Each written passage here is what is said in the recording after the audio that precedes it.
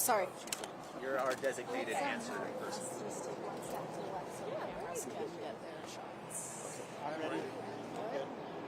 Okay, now easiest question you're going to get. Name, spelling, and official title. Okay. My name is Scott Hall, H-A-L-L, and I am a patrol sergeant at the Payson Police Department. Okay, Sergeant, so we just need to know what's going on with we understand there's been 3 bomb threats in the last 2 weeks at Mount Nebo Middle School. Correct, yeah. So yesterday at approximately 7:30 in the morning, we received information that the principal at the Mount Nebo Middle School received an emailed bomb threat. After that, it was subsequently evacuated from all the students. We waited for the threat timeline to expire, at which point we took the explosive canines through the school, and we also did a physical search with assisting officers through the school. Well, can you tell us about where these threats are coming from? Right now, it's currently being investigated by our department along with federal law enforcement partners. So that's an ongoing investigation. Was the language of the email of the threat similar to previous threats received in school? It was very basic. It was a one-sentence threat. It wasn't very similar to the other one. No. Is it from the same email address as past ones? We're not going to discuss that at this time while it's under investigation. Were there any differences as far as we heard the first one specifically mentioned students who might be furries or something, or a threat directly to them? Were there any difference between, say, the first threat that came in and any others that came in? Yeah, the first threat is very different from the second. The second one was just that the middle school was going to explode in 1 hour's time, and that was the end of the email. Can you give the dates of when these threats actually came in? The threat from yesterday came in yesterday morning at about 7:28 in the morning. And the ones before that? The one before that I was not a part of, so I can't speak to that one. I'm sorry. Any idea if the person sending these threats, are they in state or are they out of state? Again, right now we're unsure. It's currently under investigation by our detectives as well as federal authorities. So this all started with this furry situation a couple of weeks ago where there were claims that students were acting like furries. I mean, what does this mean? Have you ever seen this before? And just what does this mean that it's gotten to this level where now the school is getting these threats? As far as the alleged furry stuff goes, we're not going to comment on that. We're going to leave that up to the school district to discuss that if they want to make any comments as far as that goes. But anything else as far as the Payson Police Department goes, if there's any threats of these kinds, we're going to investigate them fully, no matter what the threat is. Were there any specific students or groups or teachers who were threatened specifically by any of the threats? As far as I'm aware, the one yesterday was just the school, and again, the other one I was not a part of, so I can't speak to that one. I think there was one also on I think it was the 19th. That was the first one, and that one was apparently the one that was directed at specifics for a specific reason. Can you kind of give any update about that? Again, I wasn't a part of that. I don't know very much about that one. All I know is that there was a threat that was made, and we're still investigating that one as well as this one. What has it been like for your department and your officers time and time again having to sweep the school and respond to this serious threat? It obviously takes a lot of resources. Ourselves, Utah County Sheriff's Office, the bomb detector dogs, they come from all over the county as well as Salt Lake County. So it takes a lot of resources, but we take every threat seriously, and we will investigate every threat the same every time. And how do we know these aren't more credible? Again, we don't know whether they're credible or not. To us, that doesn't make a difference. We will investigate every threat of this nature as if it were credible, and it will be done that way every time. Did all of the threats result in an evacuation? All 3 of them? No, the first, as far as I'm aware, again, I wasn't part of the first one. I don't know if the school was evacuated yesterday. I was here for that one. The school was evacuated completely. We let the timeline expire, and then we did our investigation inside the school after that. And I'm also hearing that the threats were not directly sent to the school. One of them was, but the other 2 were not. They actually came in through local news outlets. I mean, is that how it happened, or did they go straight to the school? As far as I'm aware, the one went to Channel 2 News, the first one, and the one yesterday came directly to one of the school administrators. Do you have a message to parents, teachers, kids who might be pretty shaken up about this? I do, yes. Again, we take these threats very seriously. Everyone will be investigated to the fullest extent. We are not aware of any ongoing threat to the community. We have actually stationed an officer at Mount Nebo Middle School for the duration of the school year, so they will be there every day during school hours. Has this disrupted any other school operations in Payson? As far as operations, no. We take precautions. The district can speak to their end of how they handle incidents like this. We just take each one case by case and let the district decide which schools they put on lockdown or secure mode or what have you. So. But you have bomb sniffing dogs kind of at the ready all the time? Not at the ready, but yeah, they're a lot like our other canines. They're out working during the day with their handlers, so if they're needed, they can come and respond to incidents such as this. I've been hearing online chatter that these threats were coming from overseas. Can you confirm that at all? I can't confirm that. I'm not aware of that. Any message you want to say to the person or the people sending the threats? Absolutely. These will be investigated to the fullest extent, not only by ourselves, but federal agencies. And if we identify suspects, they will be prosecuted to the fullest extent. Do you consider these hate crimes? I can't speak to that. Okay, anything else we need to know that you haven't shared with us? I don't think so. Again, we don't think there's any credible threat to the community at this point, and we will update, our press releases as they come if there's any information that we deem otherwise. Okay, and just to be clear, one threat yesterday came in via email to a school administrator, Correct. and that was evacuated. The two prior were emails to the media. I know the one was media. We I'm not got sure one about too, the other so I one. know that, yeah. But yeah, like I say, I wasn't a part of those ones, but yesterday I was here for the whole thing, so I can say the one yesterday was to a school administrator. Thank you. Okay. We'll get those mics and then your turn. Okay, Seth, you're up. I don't know if you guys want to make a look different since it's a different interview. I think we just do it right here, man.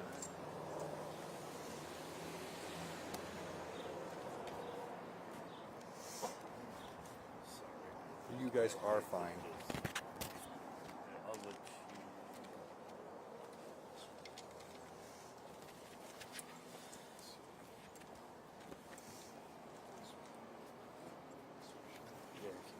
Yep. Did you guys want a copy of any? This is our release from our chief yesterday. Yes, please. For yesterday's results. Okay. Yep.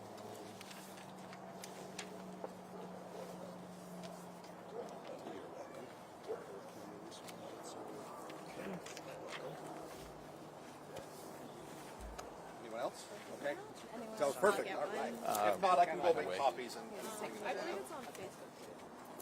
Yeah, that's the one that was. Yeah, that. Okay.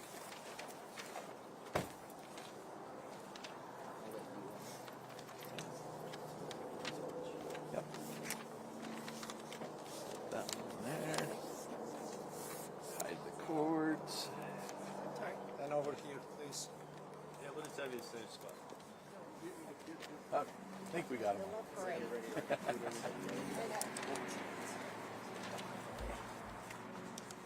All right, everyone ready? Yep. Yeah? Okay. State your name, official title. My name is Seth Sorensen, SETHSORENSEN. I'm the Public Information Officer for Nebo School District. Okay, Seth, can you take us back to the beginning here just really quick? Because this all started with an incident. I mean, just explain how this all started. So we received the first in a series of threats on the 19th of the month, and that threat came into local media, it came to law enforcement, as well as a few members of the school district. We reported that, obviously, to law enforcement, who came down and swept the building in response to that. We received another threat on the 23rd, and then again yesterday. Each of those threats were targeting specifically Mount Nebo Middle School. Did they target students specifically or any groups? The threats did not specifically target any groups of students individually. They targeted the school, although we did receive individual threats towards members of school and district administrative staff. And was it because of, people talking about supposed furries that were at the school in general, or was it that precise? The threats did not state specifically why they were targeting the schools. We did.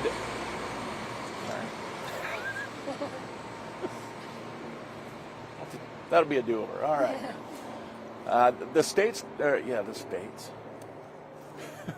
The threats did not specifically state any groups of students or individuals in the building that were part of the threat, and they did not call out those as the reason for the threat.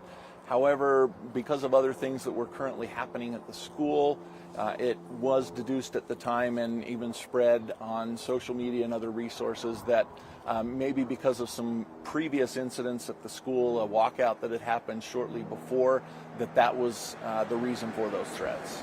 I sort of need you to take me back to the furries incident and just talk about, in my conversations with moms on both sides of this issue, one mom says this was kids who like to wear animal masks to school. Another mom says this is kids identifying as furries.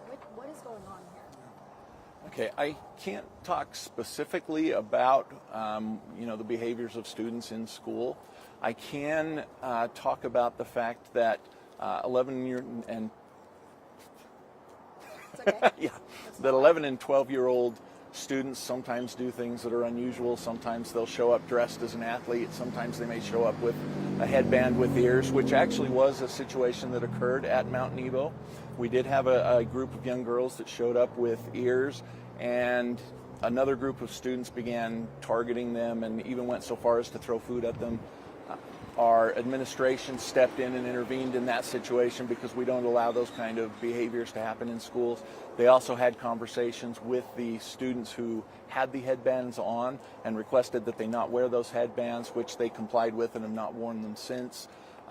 We assume that may be where the idea came from that's being reported out on social media, but we're not sure. We've not seen any evidence in our schools of biting, scratching, clawing.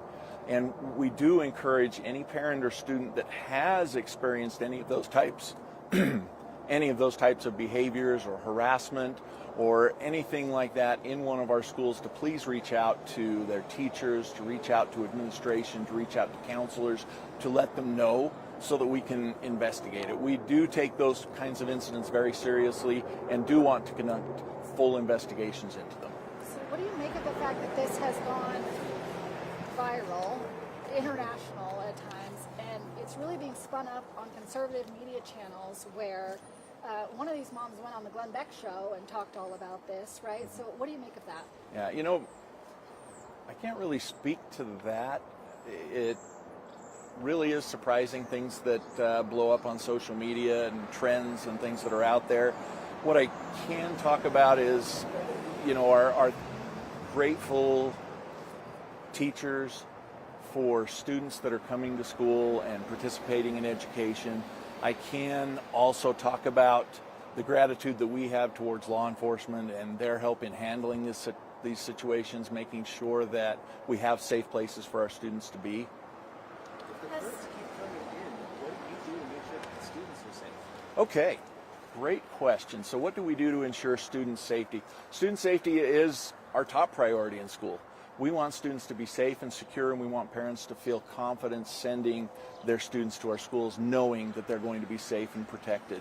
We have a lot of resources available, and because of these previous incidents, the bomb threats that have happened, we've now deployed additional resources to Mount Nebo. We have our administration and teachers out in the hallways, and in addition to our current administration and teachers, we've actually also brought in additional adult supervisors to be part of that. So they're out in the hallways during class periods. While students are in class, they're out there during transitions, they're out there at lunch. We have additional public safety helping us out at the schools. As Sergeant Hall talked about a little bit earlier, we have an additional police presence at the school. We have alarm systems on all of our schools. We also have security cameras. We have dozens of cameras throughout the school, so we're able to see exactly what's going on in the school at all times. When you're a kid, getting picked on by fellow students is already tough, but then adding bomb threats on top of it. How are those girls doing that kind of led to where everything is happening now? You know, we can't talk specifically about individual students because of FERPA and different laws that are in place, but I can talk to the fact that we do have additional counseling resources available at the school currently, both to assist with any students that may have experienced things that have made it difficult for them to go to school, or just in grappling with things that have happened because of these bomb threats. Those resources are also available to parents and families. So as a district, how do you balance, expression and clothing with, safety and threats? Right. Safety, again, is our top priority, and anything that may potentially interfere with the safety of our students in schools, we do address immediately. We also have dress codes in place, and anytime any student dress or behavior interrupts student learning, whether it's because of dress code or different behaviors in the school, we take those seriously and we address those as well. With there being about 3 threats going on so far, how has this affected students' education? Student education has definitely been impacted. However, we're committed as a district to maintain a stable situation for all of our students to go to. Not all of our students have situations at home where they're able to have 3 meals a day, where they're able to continue learning, where they have that support. And we want to make sure that all of those students have a school to go to where they feel safe, where they have those meals provided, where they have resources like counseling and teacher support and staff support. And that really is our top priority. I have some screenshots from a group chat where some parents are talking about this going viral nationally, right? And holding accountable the district and stuff like that. Other screenshots show them kind of riling up, like coaching a little bit in terms of what the kids should say. I mean, how much do you feel like, or do you feel like adults are behind this or kids are behind this? That's a really good question. What I can say is that we hope that the community of Payson can come together to support each other, because really we are a community. No matter what your political views, no matter what your stance on different issues out in the community, we're talking about kids and we're talking about the education of these kids. And that's our priority, and I think we need to come together as a community to support these children and make sure that they know, first off, that we love them, and secondly, that we support them and that their education and their well-being is our priority. What would your message be to any parents, whether or adults, whether they're in the state or out of the state, that are kind of pushing these ideas that they're furries and kids engaging in animalistic behavior in these schools, despite the fact that you've said yourself that this is not happening in Nebo Middle School? There are some things that we just are not going to ever be able to convince people of unless they have the opportunity to see it for themselves.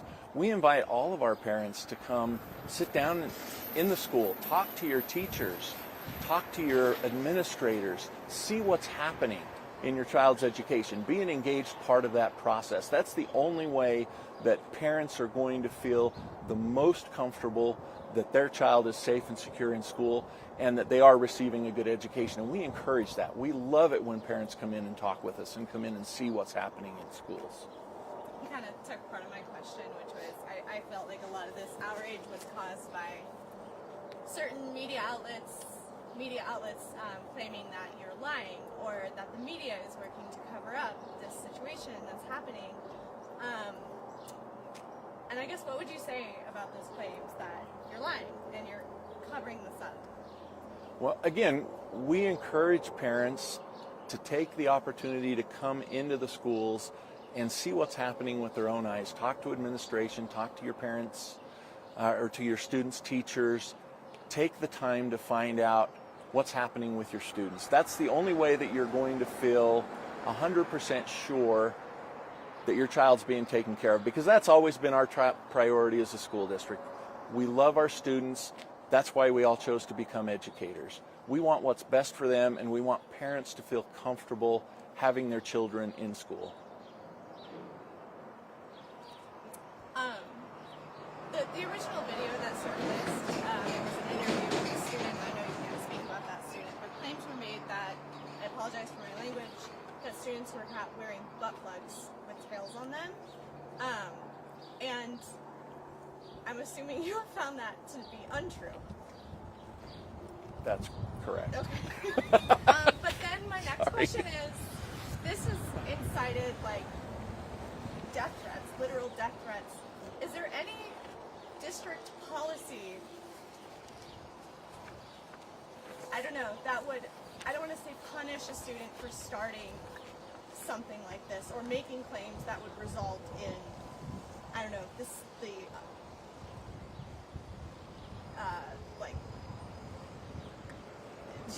damage to other students or like threaten the safety of other students?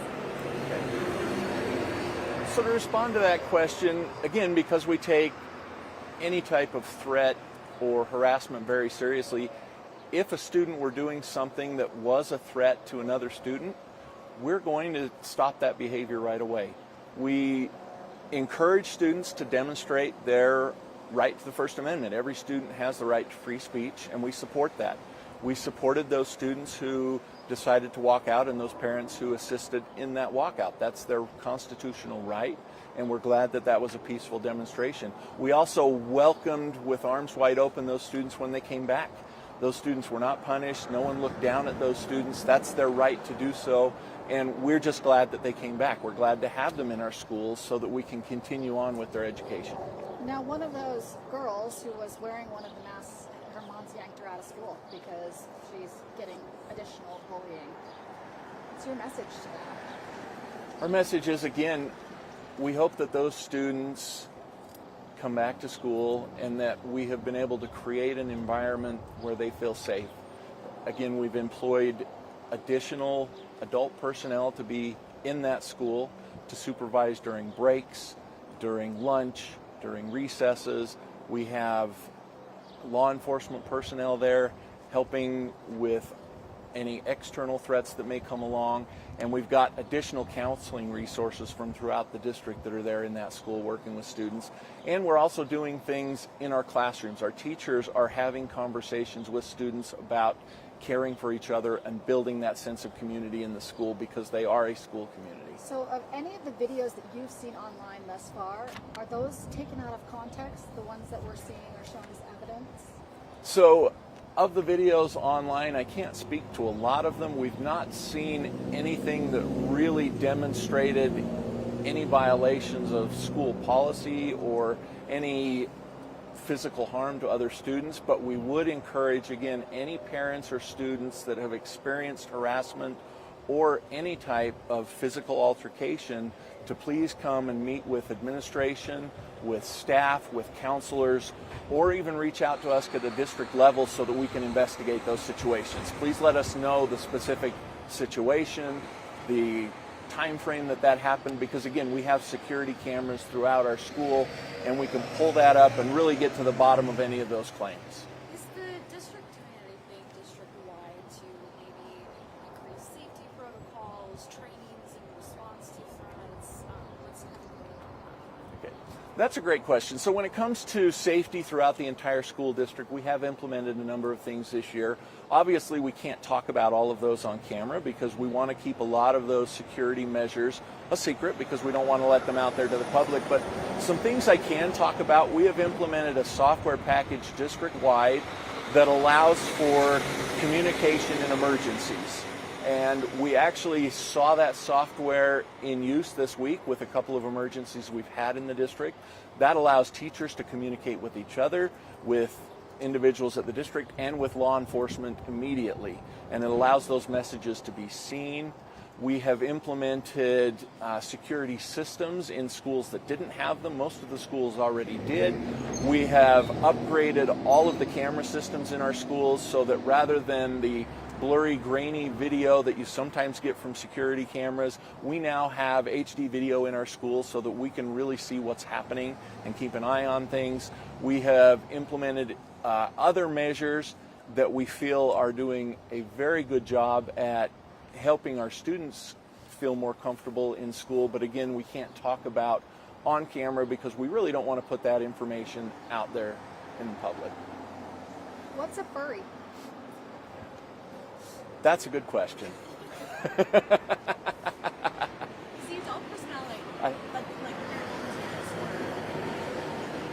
one more time. Sorry.